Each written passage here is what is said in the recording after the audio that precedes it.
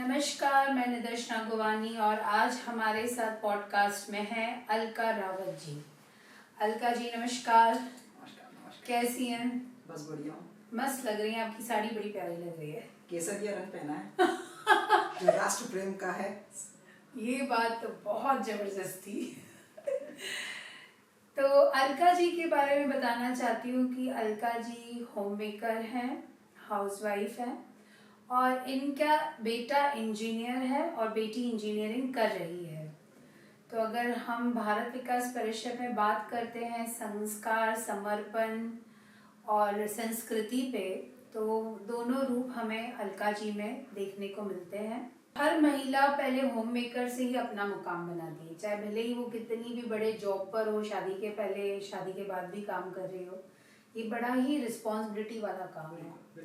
तो आपकी जर्नी हमें बताइए अलका जी कि होम मेकर से आप कैसे भारत विकास परिषद में आई। सबसे पहले जब मेरी शादी हुई तो मैं पहले झांसी में रहती थी। शादी होने के बाद मैं मुंबई आई अपने हस्बैंड के साथ और यहाँ पर 1998 से रहना शुरू किया। एक टाइम पर पापा जी सेवानिवृत्त हुए, सेंट्रल स्कूल टीचर हैं, तो वहाँ और वो हमारे पास आए और रहे। इस बीच उन्होंने ये पता किया कि यहाँ पर कौन कौन सी ऐसी सेवा संस्थाएं हैं जिनमें वो जुड़ सकते हैं। तो उन्होंने वासी शाखा को देखा और वासी शाखा से वो जुड़े और साथ में मुझे भी जोड़ दिया। पापा जी शुरू से ही आरएसएस में रहे हैं और इमरजेंसी जब 1975 में लगी थी तो पापा जेल भी गए थे। तो आज की डेट में उनको लोकतंत्र सेनानी के रूप में जाना जाता है। तो पापा जी का ये था कि मैं आरएसएस का हूँ, मैं ये सेवा कार्य करता हूँ। तो 2001 में मैं वासी शाखा से जुड़ी। उस वक्त बच्चे बहुत छोटे छोटे थे, लेकिन फिर भी जुड़ना, सेवा कार्य करना उस टाइम स्टार्ट हुआ मेरा। मतलब आपके पिताजी ने आपको सेवा कार्य में लाया और उन्हें आपके लिए खोजा कि कैसे आप मुंबई में रह के सेवा और संस्कार के लिए काम कर सकें। ये तो बहुत ही अच्छी बात है कि उनकी सोच इतनी अच्छी थी कि उन्होंने अपनी बेटी को शादी के बाद भी संस्कार सेवा से जोड़ा रखा और आपने भी उस जिम्मेदारी को बड़े ही बहुत ईमानदारी से निभाया, मैं कहूँगी, और बहुत ही दिल से निभाया। तो कैसा लगा आपको भारत विकास परिषद में आके? मतलब जब आप इसमें काम करने लगी तो एक हाउसवाइफ से एक जिम्मेदारियां जो हमारी होती हैं, जब हम बेटी होते हैं तो घर की होती है, बहू होते हैं, माँ बनते हैं, तो इन जिम्मेदारियों से भारत विकास परिषद में काम करते करते आपकी पर्सनालिटी में क्या डेवलपमेंट आया, क्या सीखने को मिला, ये हम जानना चाहते हैं। सबसे पहले तो जब मैं इस सेवा कार्य में आई तो धीरे धीरे आत्मविश्वास बढ़ना, जो एक अपने अंदर आता है कि भाई हम होम मेकर हैं, हम सिर्फ माँ ही नहीं हैं, हम बच्चों को ही नहीं संभाल रहे हैं, हमें भी जो हमारी क्वालिटीज़ हैं, जो हमारे अंदर हमने जो पढ़ाई की है या हमने जो अपना चाहा है उसको पा लेना हमारे अंदर आता है। तो आत्मविश्वास है, दृढ़ता है, जिस कार्य को मैं ले लूँ उस कार्य को पूरा करने की पूरी क्षमता रखना चाहती हूँ और रखती हूँ। वाह, बहुत ही मतलब कॉन्फिडेंस के साथ आपने ये बात कही। तो कभी ऐसा नहीं हुआ कि जब आप सामाजिक कार्य कर रही थी और भारत विकास परिषद के कामों में व्यस्त थी, तो कभी आपको लगा नहीं कि मैं मतलब फैमिली को निगलेक्ट कर रही हूँ या मैं वहाँ संस्कार देने में कमी हो रही है, इस तरह का एहसास कभी नहीं आया? ऐसा है कि पूरे साल भर में 2 से 3 दिन या अपने लिए संस्था के लिए 10 दिन निकालना आसान है। अच्छा, पूरे साल में आपको जब बच्चे के एग्जाम्स हैं तब आपने अपनी तरफ से कहा कि भाई आज आप कर लीजिए, कल मैं खड़ी हूँ आपके लिए। और जहाँ एग्जाम्स नहीं वहाँ पूरे तरह से खड़े हो जाइए। बहुत खूब, बहुत खूब। अच्छा, एक चीज़ पूछना चाहती हूँ कि सबसे ज़्यादा आपको भारत विकास परिषद में किस चीज़ पे काम करना अच्छा लगता है? संस्कार, सेवा, किस चीज़ पे ज़्यादा आपका कंसंट्रेशन है? संस्कार तो है ही, साथ में महिला सहभागिता पे कार्य करना ज़्यादा अच्छा लगता है।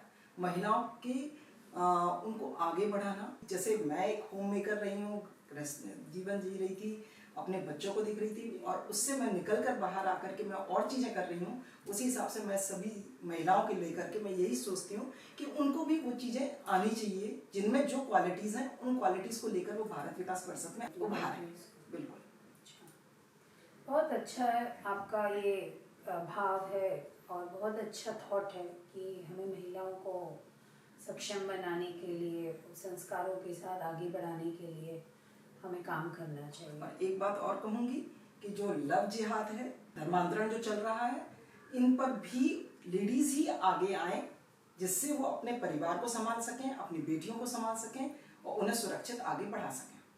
हाँ, जैसे आपने मुझे हाँ। बताया कि इस टॉक के पहले कि आपकी भी एक सुपुत्री है, आपकी भी बच्ची जी है, जी तो ये ख्याल तो सभी के मन में आता है बिल्कुल। कि अब तो जमाना बदल गया है, तो हम ये नहीं सोचते कि हमारे बच्चे हमारे ही समाज में हाँ कर दे। वो भी एक्सपेक्टेशन कहीं होती है, बिल्कुल।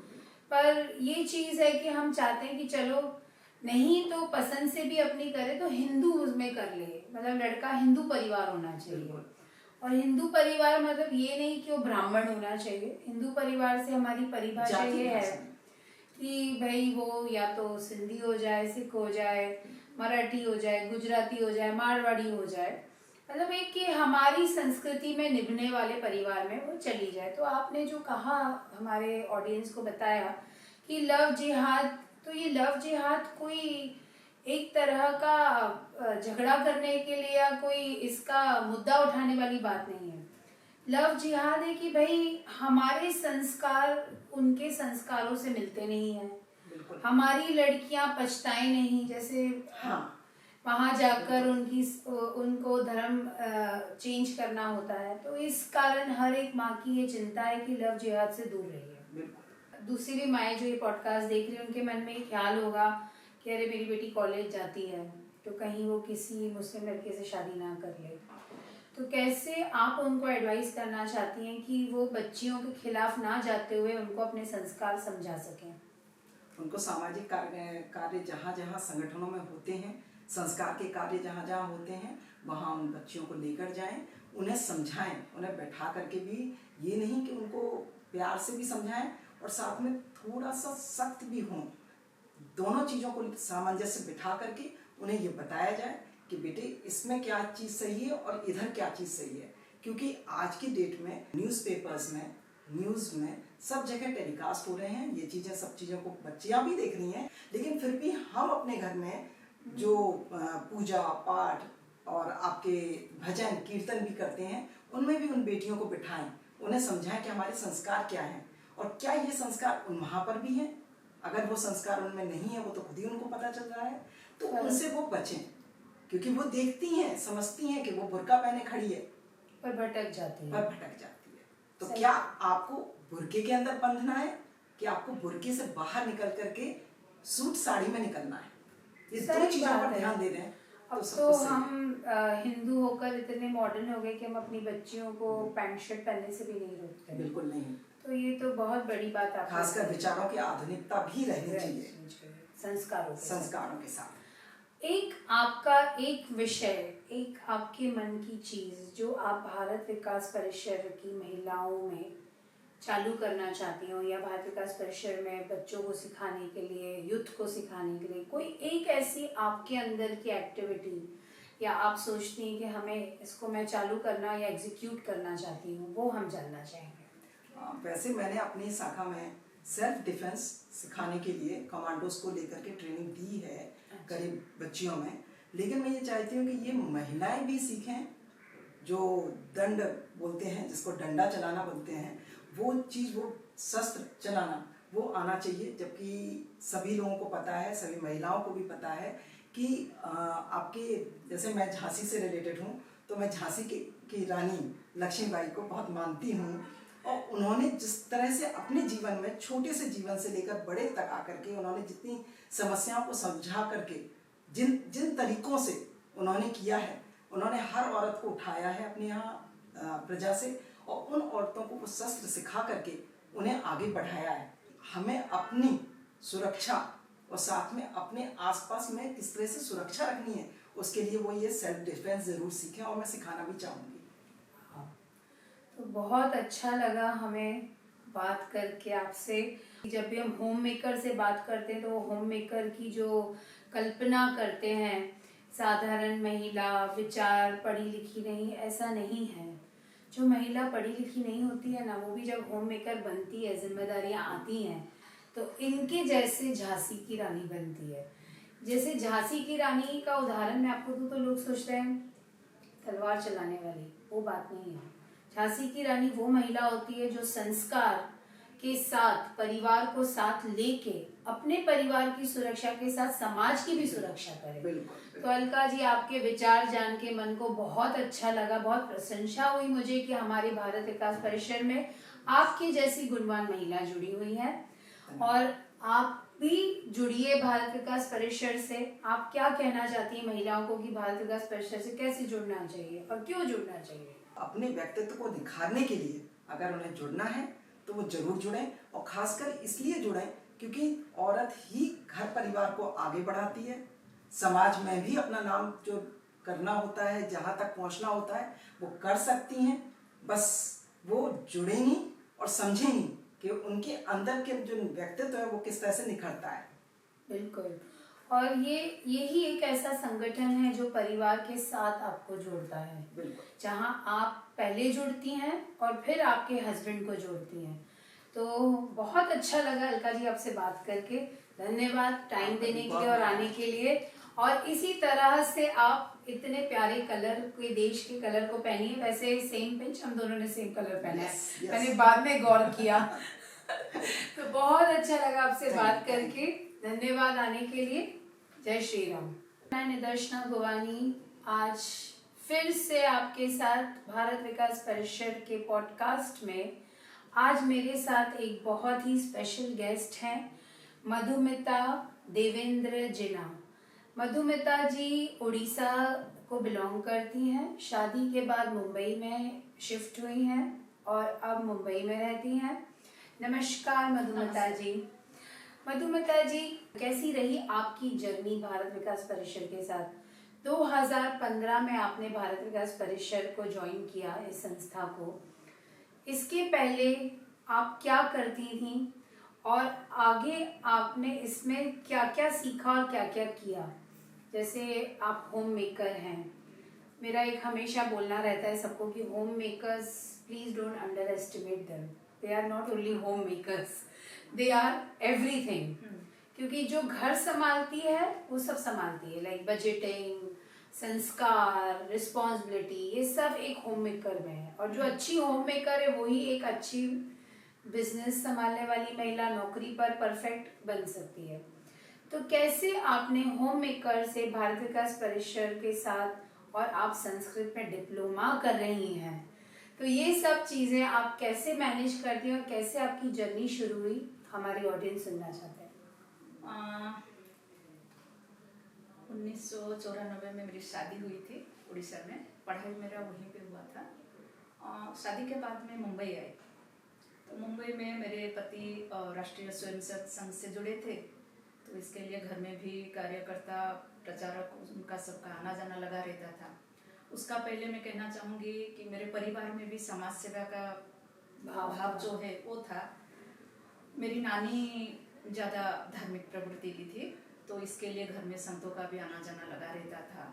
और वो रामायण, महाभारत, पुराण वगैरह का पठन होता था, मुझे भी दिया जाता था पढ़ने के लिए। संघ के साथ जोड़ने के बाद राष्ट्रीय सेविका समिति मुझे मिला, तो उसमें मैं जुड़ गई। तो उसके बाद 10 साल से मैं भारत विकास परिषद से जुड़ी हूँ। मेरे पति कोर टीम के फाउंडर सेक्रेटरी थे। पति अगर भारत विकास परिषद में जुड़ते हैं तो पत्नी का स्वतः ही सदस्यता उसको मिल जाती है। तो इसको दंपति संचालित सदस्यता कहा जाता है। हाँ, फिर धीरे धीरे भारत विकास परिषद के कार्यक्रम में जाने लगी, और जो सेवा का कार्य यहाँ हो रहा है, जैसे कि मलाड में जयपुर फ्रूट प्रिंट का जो चल रहा है कार्यक्रम जी, वो तो सराहनीय है। फिर मैंने सुना बस्तियों में जाकर टॉयलेट वगैरह निर्माण कर रहे हैं जी। जरूरतमंद महिलाओं को सिलाई मशीन का वितरण कर रहे हैं रोजगार देने के लिए। फिर गौशाला भी चला रहे हैं। तो ऐसे करके बहुत सारे सेवा के कार्य कर रहे हैं। तो मेरे अंदर जो सेवा की भाव थी तो वो जागृत हो गई। साथ में मेरे शादी के बाद मैंने देखा मेरे ससुर जी जो जरूरतमंद बच्चे हैं उनको पढ़ाने के लिए प्रोत्साहित करने के साथ साथ पुस्तकें वगैरह भी देते थे। हाँ, तो उतना वो करते थे। फिर साथ में एक घर भी बांध के दिया था उनको पढ़ने के लिए, क्योंकि इलेक्ट्रिसिटी का सुविधा सब घर में नहीं था तभी। तो उन्होंने एक घर बना के भी दिया था ताकि उनका पढ़ाई में कोई दिक्कत ना हो। तो ये सब के चलते मैं भारत विकास परिषद में आई और अच्छा लगा मुझे। अभी तो मैं GVCA की कन्वीनर हूँ। अच्छा, हाँ, वाह। मतलब जो सेवा का भाव आपने अपने बचपन से देखा, अब शादी के बाद भी साथ रखते हुए काम करती रही। हाँ, हाँ। बहुत अच्छा लगा। अच्छा, किस तरह का काम आपके पिताजी ने जो शुरू किया, जैसे आपने अभी बताया हमें कि वो क्लास बनाते थे, तो ये काम आपके पिताजी ने यहाँ ही शुरू किया था मुंबई में कि उड़ीसा में शुरू किया था? उड़ीसा में। उड़ीसा में। हाँ, हाँ, अरे, उड़ीसा में।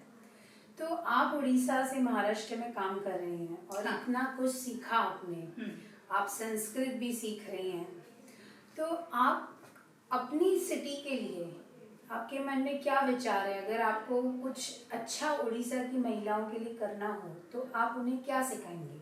इसके लिए स्किल डेवलपमेंट की जरूरत है। अगर उड़ीसा की महिलाओं को कोई एक स्किल सिखाया जाएगा तो उससे उनके प्रगति के साथ साथ उनकी परिवार की भी प्रगति होगी जी।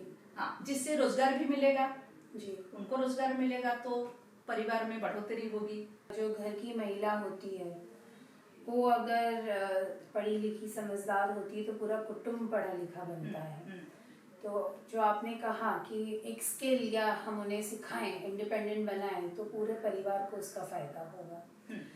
अच्छा बताइए, भारत विकास परिषद में आपके मन की कोई एक चीज जो चालू होनी चाहिए? जैसे हम सेवा पे काम करते हैं, संस्कृति पे करते हैं, तो आपको क्या लगता है कि एक चीज और है मेरे मन में जो मुझे भारत विकास परिषद में बच्चियों में, क्योंकि जो मुझे आपसे बात करके लगता है आपका एजुकेशन की तरफ बहुत इंटरेस्ट है, बहुत लगाव है, आपको एजुकेशन बहुत अच्छा लगती है, और जिस तरह संस्कृत में जो आप डिप्लोमा कर रही हैं तो उससे भी मुझे लगता है कि आपको अच्छा लगता है पढ़ने के लिए। तो आपको अगर कोई एक ऐसी चीज भारत विकास परिषद की बच्चों को सिखानी हो तो आप क्या योगदान ज्यादा देंगे उनको सिखाने के लिए? हाँ, अभी हमारा एक प्रकल्प चालू है जो बस्तियों से महिलाएं आती है घरों में काम करने के लिए। वो सुबह से शाम तक आते हैं जी। लेकिन बच्चियां स्कूल जाते हैं, वो चाहे लड़का हो चाहे लड़की हो, स्कूल जाते हैं, स्कूल के आके वही ठंडा खाना खाते हैं, अगर पसंद नहीं आया तो फिर कुरकुरे वगैरह लेके खाते हैं। हिंदू है लेकिन उनको पता नहीं है, हिंदू संस्कृति के बारे में जरा भी पता नहीं है, और वो पढ़ रहे हैं कन्वेंट स्कूल में। तो वहाँ पर जाकर हम लोग हफ्ते में एक दिन उनको 1 घंटा देशभक्ति का गीत है, फिर श्लोक, फिर उनको योग सिखा रहे हैं। तो कहानी के माध्यम से उनको, मतलब रामायण महाभारत इसकी कहानियों के माध्यम से उनको थोड़ा सा संस्कारित करने की प्रयास कर रहे हैं। मतलब आप संस्कार सेवा सब पे काम कर रही हैं। एक अच्छे भविष्य के लिए आप सबके इन संस्कार सेवा पे काम कर रही हैं और एजुकेशन पे भी ध्यान दे रही हैं। हाँ, बहुत, मतलब ये तो बहुत ही अच्छी सोच है आपकी कि लोगों को पढ़ाना, उनको सिखाना, उनको सेल्फ डेवलपमेंट करना, ये बहुत ही आपकी सोच प्रबल है, मैं ये कह सकती हूँ।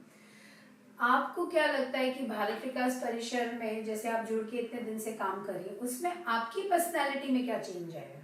समय का नियोजन सबसे बड़ी बात है। समय का नियोजन जो मैं भारत विकास परिषद से जुड़ने के बाद मुझे ज्ञात हुआ, हाँ, ये मिला।